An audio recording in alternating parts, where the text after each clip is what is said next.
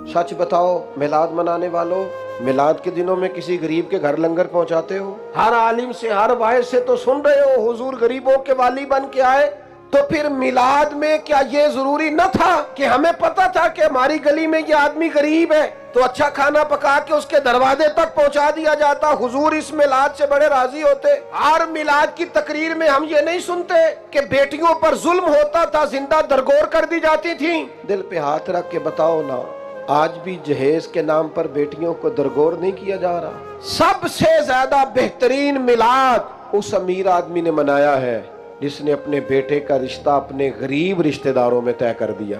हम क्यों नहीं इस तरह मिलाद मनाते कि बेटी का जितना भी हिस्सा बनता है उसे इसलिए दे दें कि रसूल पाक ने मुकर्रर फरमाया, अल्लाह के कुरान ने मुकर्रर फरमाया।